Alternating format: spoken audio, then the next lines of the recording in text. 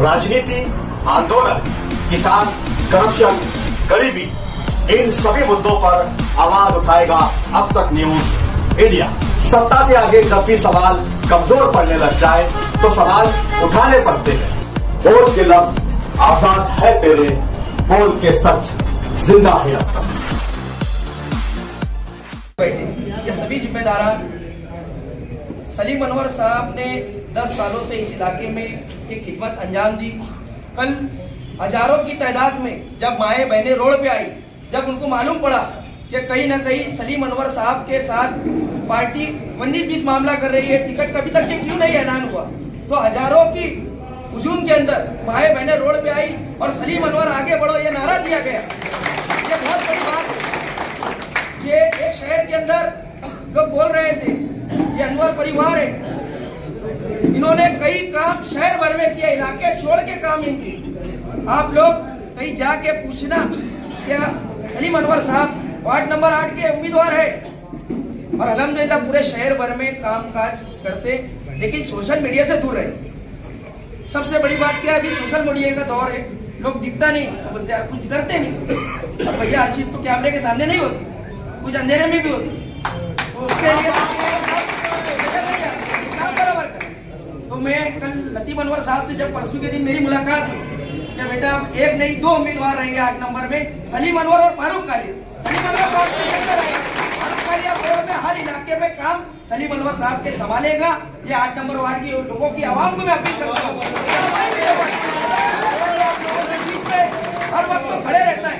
सलीम अनवर को फोन करने की जरूरत नहीं, सलीम अनवर कारपोरेशन से अब क्या बजट लाएगा और फारूक कालिया कैसे काम करेगा ये वार्ड नजर देखेगा। और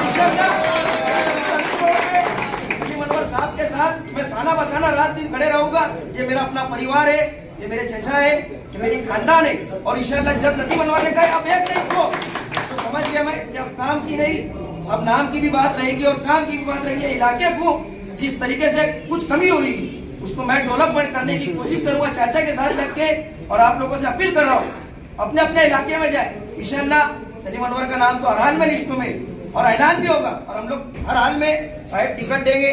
साहब को मालूम है सलीम अनवर साहब के काम है और इंशाल्लाह सलीम अनवर साहब के साथ साना बसाना पूरा इलाका खड़ा है। तुबा कॉस्मेटिक कंप्लीट स्किन सॉल्यूशन आपके लिए लाया है धूप से बचाने वाली डे क्रीम, सौंले चेहरे को गोरा करने वाली नाइट क्रीम, फुंसियों के लिए TC skin cleaner and serum, सर्दी में जिल्दों को ताजा रखने वाला मॉइस्चराइजर, 7 दिनों में गोरा करने वाली क्रीम, आंखों के नीचे कालापन को दूर करने वाला टीसी डार्क वे सीरम, हाथ और गर्दन का कालापन दूर करने वाला साबुन। हमारा पता याद रखें, कुसुम्बा रोड औलिया मस्जिद के सामने, Tuba cosmetic complete skin solution. 8 number ward के तमामी लोग यहाँ पर, क्या इधर उधर से हमने बुलाए नहीं, ये इलाके के लोग, कोई दूसरे इलाके के लोग नहीं आए।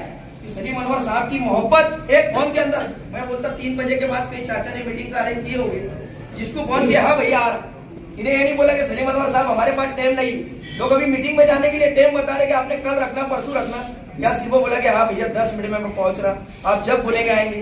आप लोगों का मैं शुक्रिया अदा करता हूँ और आने वाले वक्त में जब भी सलीम अनवर साहब का आज का ऐलान होगा एकदम जोरों से आप लोगों को लगता है मैं भी यहाँ लगा हुआ आज के।